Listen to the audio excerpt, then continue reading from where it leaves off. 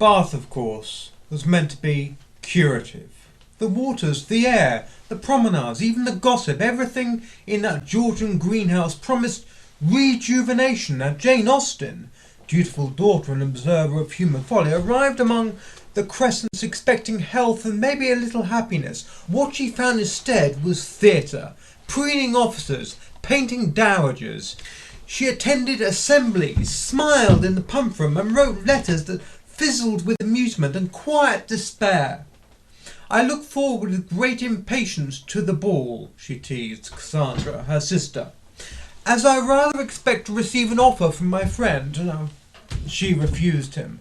However, unless promises give way to he gives away his white coat. She liked his white coat.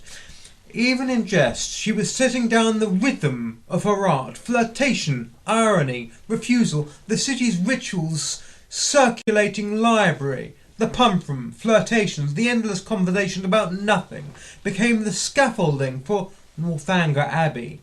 Catherine Morland's native excursions, though, through Bath's drawing rooms, are pure field notes. The moral of that novel is the real danger lies not in Gothic castle but in tedious social conversation. It was the very conversation that Austen was performing nightly with polite courtesy.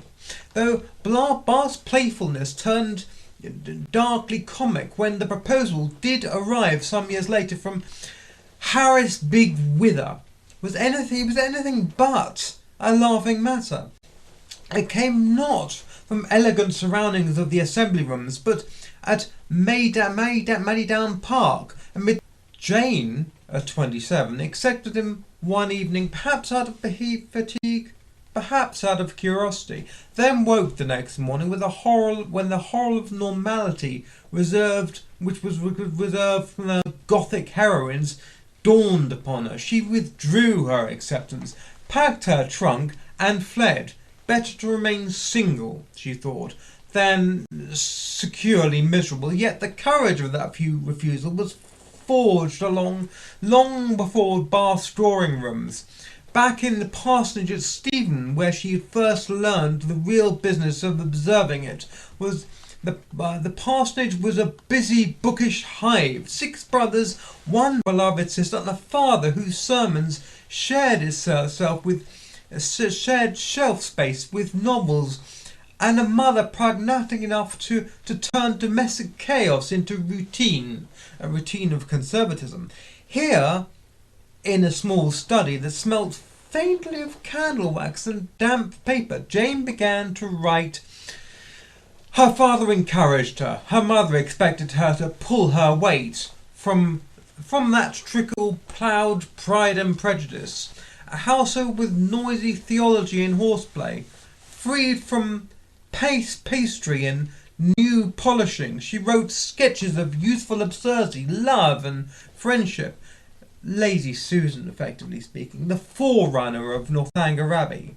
But Stevenson's security ended when the Reverend Austen retired and gave up living.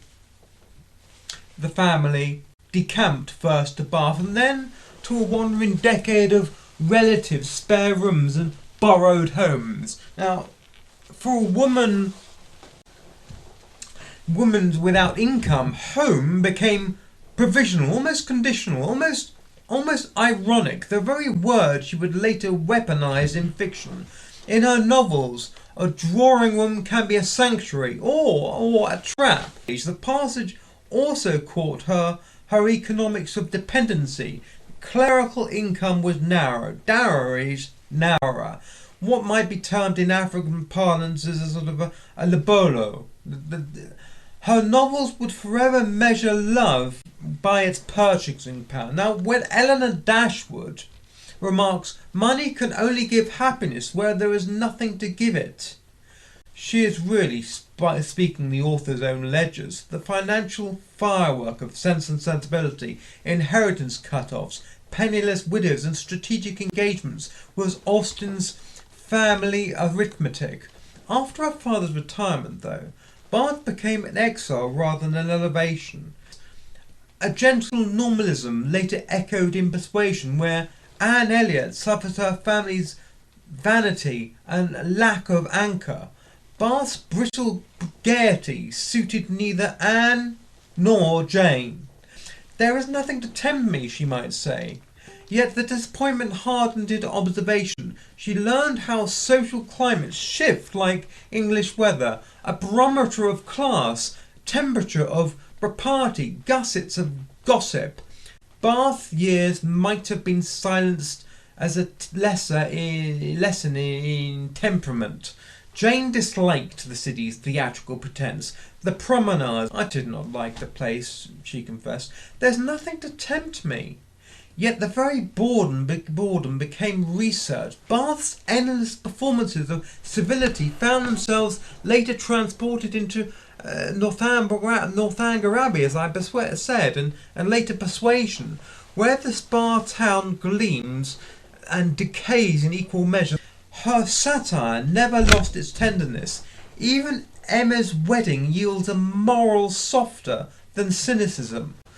The knowledge of self before the knowledge of others. The same lesson shapes Persuasion itself, begun as her health declined. Jane Anne Elliot, overlooked yet steadfast, carries the melancholy of a woman who has watched too many seasons of fashion pass without invitation.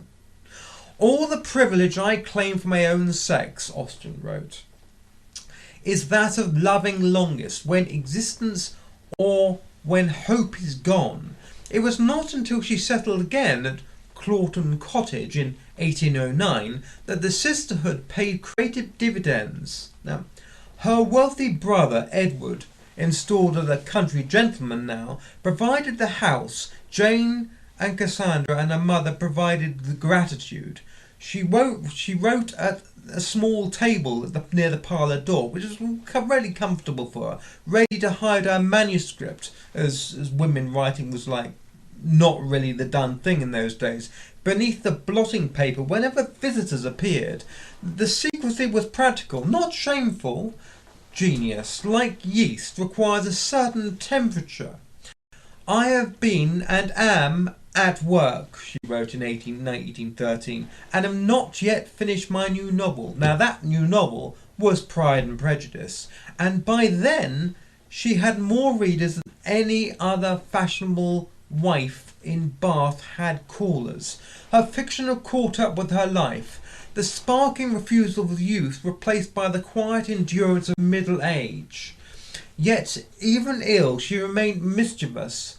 In her final fragment, Sanditon, she turned her scalpel on the health resort culture that had once bored her sick, inventing seaside hypochronics who chatter about improvement while chasing rich invalids. If death came too early, irony at least kept its appointment. From Chawton emerged the miracles of Sense and Sensibility, Mansfield Park, Emma, Persuasion. Each offered what she once promised in jest, pictures of perfection. Instead she gave us irony so delicate the Victorians mistook them for decorum. Yet behind the drawing room chatter lies the quiet rebellion of a woman who refused to treat marriage as her destiny. Today we will call her a freelancer, such as the aforementioned pianoforte. Her correspondence with publisher John Murray shows a dry professionalism in a supposedly demure lady novelette. She asked about advertising, cover prices, and the public appetite for more. A modern editor might envy such a discipline. She revised obsessively and counted her pennies, and still found time to make a mockery of everything from naval officers to noblemen. And perhaps that is the neatest irony of all. The woman who hid her pages under the blotting paper now dominates publishing lists, curricula, and the cinema. Every reissue of Pride and Prejudice, every new televisation of Mr. Darcy emerging wet from a lake is another dividend on her refusal. She turned domestic detail into social philosophy, comedy into currency. Her quiet life became the loudest argument for women's autonomy since Wollstonecraft. Remember Mary Wollstonecraft? By 1816, her health had begun to fail though, and by July 1817 she was gone, buried quietly in Winchester Cathedral, under the inscription that praised her piety and manners that said nothing of her novels at all. Posterity corrected the omission, and with enthusiasm bordering on hysteria, Pride and Prejudice became the sculptor for readers who preferred their morality served with irony. Yet the core of her achievement remains stubbornly human. She wrote of love without sentimentality, of class without envy, of family without illusion. She took the everyday and made it eternal. She found little rejuvenation in Bard. Too many ladies. Simply jubilation. Give us a good clicking. Shakanaka.